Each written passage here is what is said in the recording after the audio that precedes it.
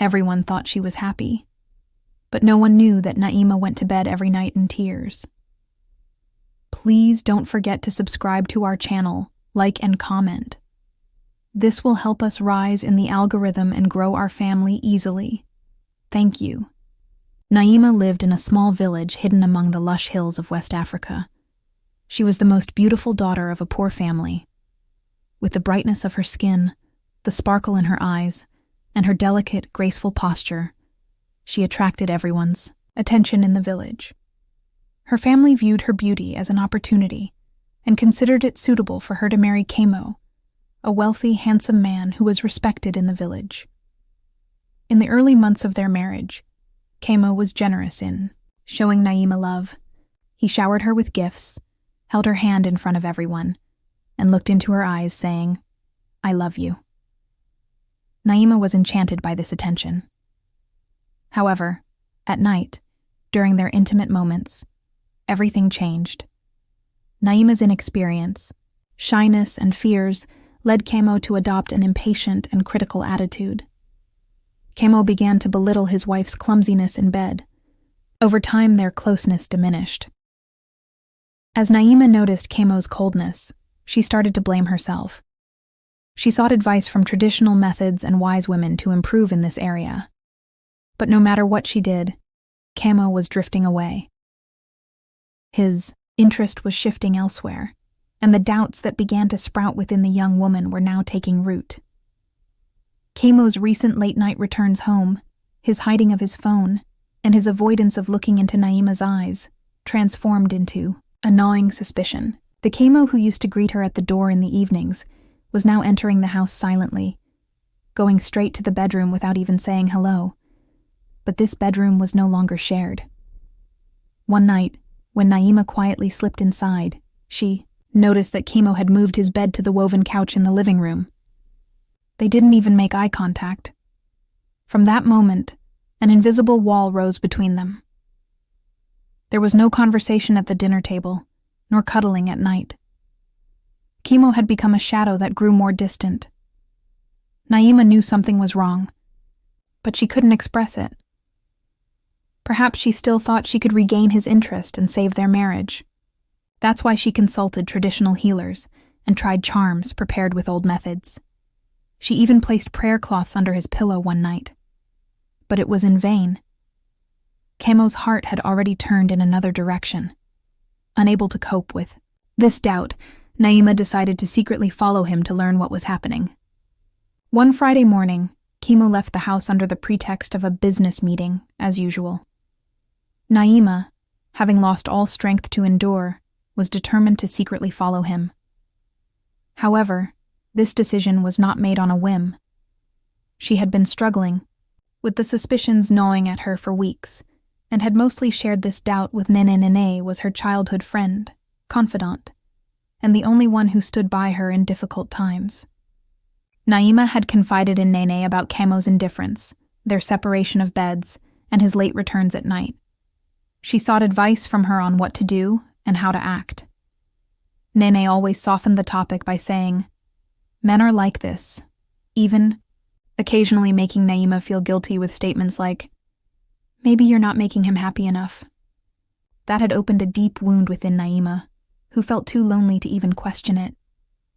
Now, as she followed Kemo, her heart was filled not only with anger, but also with fear and confusion.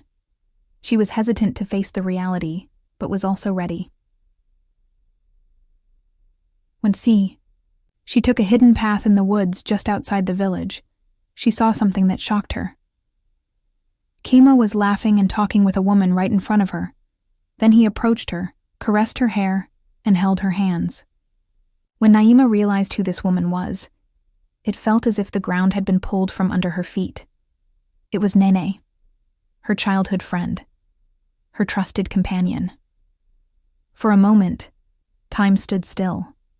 Should she be angrier at her husband's betrayal, or at her best friend for stabbing her in the back? Which betrayal should she feel first, and which should she cry over? Which one was harder to forgive? Naima silently turned back. At that moment, she neither cried nor shouted. but a vast world collapsed within her heart. She had not only been betrayed, she had also been deceived, manipulated, and abandoned. The greatest loneliness was realizing that someone you considered a friend had slowly poisoned your life. When Naima saw that scene, it felt like her heart was being ripped from her chest. Kamo and Nene were embracing, laughing, behaving as if no one else existed in the world. Kamo's fingers were running through Nene's hair, while Nene was resting her head on his shoulder. At that moment, a dagger of pain struck Naima's heart. Every smile and every touch was a representation of the trust she had harbored for years, now shattered. Without saying a word, Naima turned back. Her feet were planted in the ground, but her soul was being swept away in the wind. Yes, there was anger inside her. But the primary feeling was an indescribable fracture. This betrayal could not be expressed with tears alone, because the pain was no longer just about her husband's infidelity. She was also face to face with the betrayal of a friend, a sister, a confidant. That night, when she lay in bed, she stared at the ceiling, holding her breath quietly for minutes. Nene's words echoed in her mind. Be patient. Men are like that. If you were just a little more attractive, maybe everything would get better. Now everything was making sense. While Nene gave her advice as if she were helping, she was actually leaving her unprepared and vulnerable. Naima couldn't sleep until morning. She couldn't decide whether her husband's or her friend's betrayal hurt more. But she knew one thing. She could no longer remain silent. She would not be crushed by this pain. She would use the power growing inside her.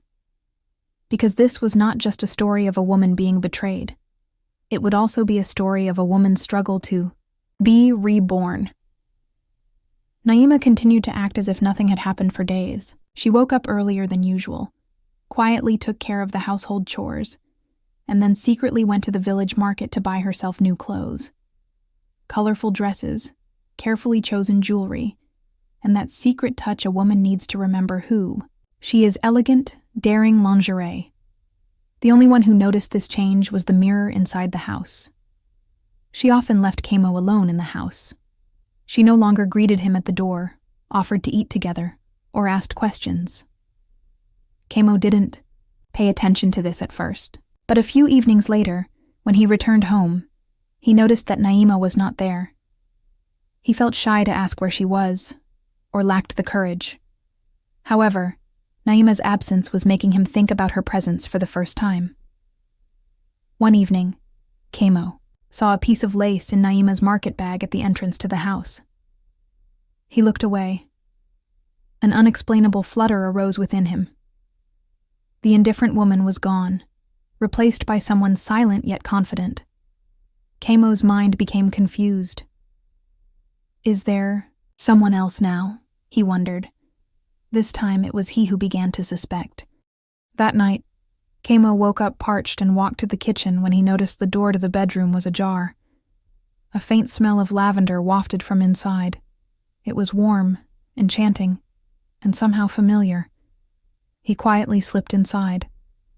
Naima was deep, in sleep on the bed.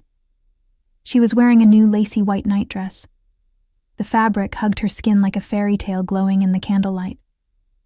Her hair was tousled, and one of her hands rested on her chest. Kamo momentarily couldn't breathe. His eyes were fixed on this woman he hadn't looked at closely in years. An indescribable feeling rose within him. Regret, surprise, desire, and shame. He silently approached. He reached the edge of the bed. Just as he was about to extend his hand, something pulled him back. It was as if another voice inside him said, "You don't deserve it." He took a step back. He averted his gaze. He quietly retreated. At that moment, he became a stranger to both himself and the truth he had ignored for years. This woman had changed, but not for him. For the first time, Kamo thought that he might have lost everything through his own hands. Naima, however, was not playing a role. She was genuinely rebuilding herself. But she didn't want it to be noticed. Not yet. This was a storm growing within patience and silence. However, Kamo couldn't forget what he had felt in Naima's room that night. A spark had ignited within him. The next day, he returned home earlier. While sitting at the table, he stole glances at Naima. Naima acted as if she didn't even notice. But this was not a game. It was her new reality. The next day, Kamo tried, again, to stay in the same room with her. He even approached her one night, attempting to chat with her as they once did in the past. Naima was surprised at first. Her heart was still filled with pain, but the anger had been replaced by a calm strength. She listened to Kamo but did not change her expression. One evening, Kamo couldn't hold back anymore. When he found Naima alone, he spoke in a lowered voice. "Naima, I know I am very late, but everything became complicated. I made a huge mistake. I ignored you for years, broke your heart. But I've realized I won't find anyone like you again. I really want to change everything.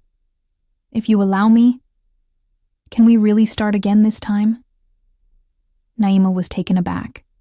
Her eyes filled with tears, but she didn't cry. She simply nodded slightly. At that moment, she didn't forgive him. But for the first time, she thought about opening the door inside her. The next day, Kamo went to Nene's house. When Nene saw him, she was filled with a mix of joy and anxiety. "You finally came. You've ended everything with her, right?" Kamo took a deep breath. His face was determined. "No, Nene. I came because I can't continue this lie anymore. I want to return to Naima. I realized her value. This was a mistake for us." Nene's eyes widened, her lips trembled. "So you're leaving me? I risked everything for you. You turned your back on your wife and chose me. And now you want to go back?" Kamo remained silent. But his face spoke volumes. He didn't back down. Nene approached him, trembling with anger. "Then listen to me, Kamo. If you leave me, I will tell everyone what happened. I'll reveal how your wife found those photos too, and who told her.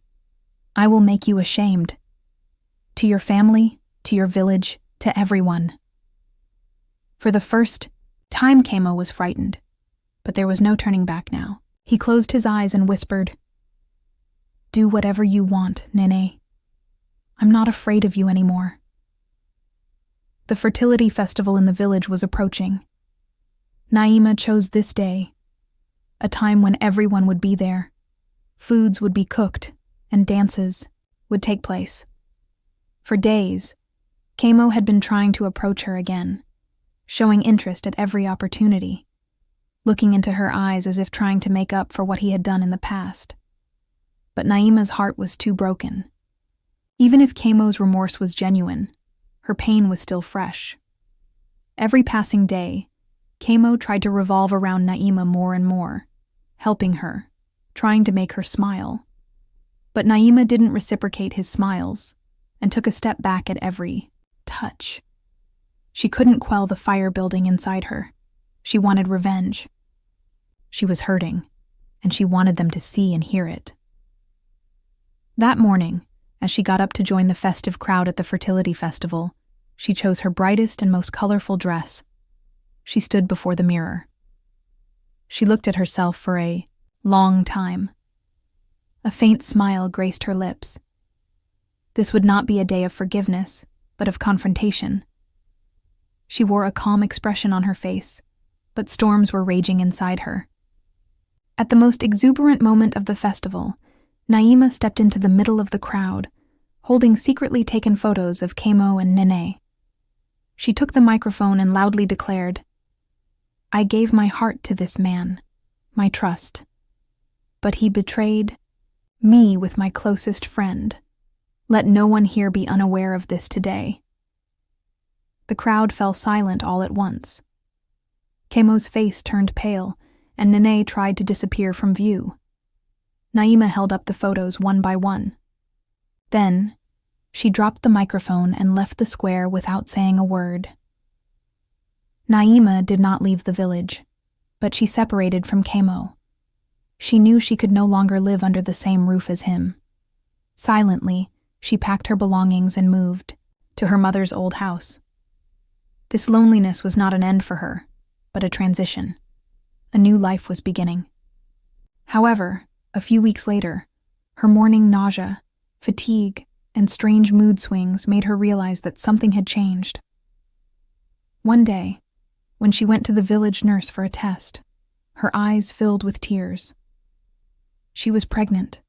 The child in her womb was from Kamo. Naima didn't know what to do. She didn't want a future with him, but this baby was her blood, her life. She could not abandon the life growing within her.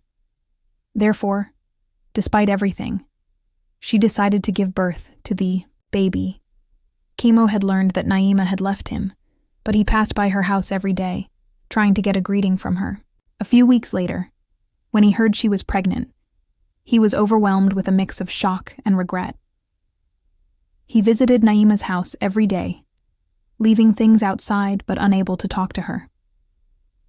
Time flew by quickly. Naima prepared for the birth alone. Neighboring women supported her. One night, when the contractions began, women in the village mobilized. Early in the morning, a baby girl was born. She was named Awa. Awa was the symbol of a story where everything broke, but at the same time began anew. When Kamo wanted to see the baby for the first time, Naima remained silent. She let him in, but didn't speak. Kamo was overwhelmed with tears. "I will be by your side as a father," he said. Naima just nodded. The walls of trust had not yet fallen. 9 months passed. Nene had long since left the village. No one had heard from her.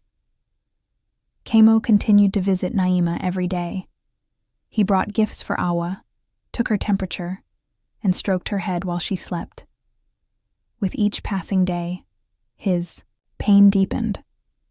Naima, however, watched patiently. She was no longer the fragile woman she once was. And finally, exactly 12 months after the birth, one morning when Kamo arrived at Naima's house, the door was ajar for the first time. Naima called him from inside. "Come in. We need to talk." When Kamo entered, he admired the woman standing before him once more. She was strong, upright, broken, yet unbowed. Naima looked into his eyes and spoke. "I forgive you, Kamo, because I could not love anyone else but you. But this love has come at a very high cost to me. My heart is still broken. But if I still have enough love left in me to forgive you, that is only because of my strength."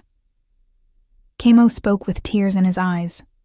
"Naima, it was only after losing you that I understood how strong and honorable you are. I made a huge mistake. I hurt not just you, but myself as well. Each day I watched your patience, your stance, your silence. And I realized you weren't just a wife. You were a true woman." Naima replied without averting her gaze. "To love a woman is not merely to possess her. It is about protecting her, standing by her, and being honest while looking into her eyes. Seeing that you understand this, even if late, may give us one more chance. But this time, everything will be different. Because I am no longer fragile. I am strong. And if you want to walk again, you will walk beside me and take equal steps." Kamo bowed his head and whispered, "I just want to walk beside you, this time, really deserving it." Kamo lowered his head, and tears streamed from his eyes.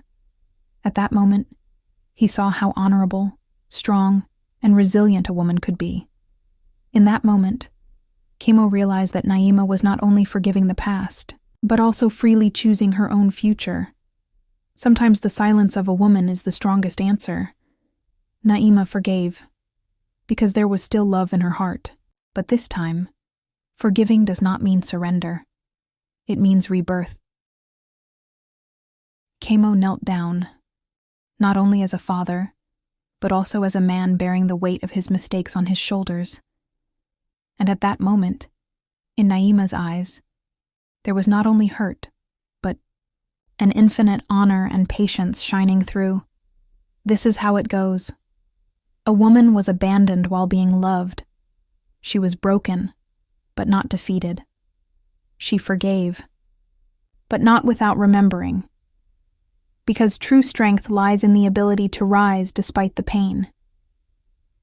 This story tells a truth that rises from the heart of West Africa, but resonates everywhere in the world. The resilience of a woman and her rebirth in the face of betrayal.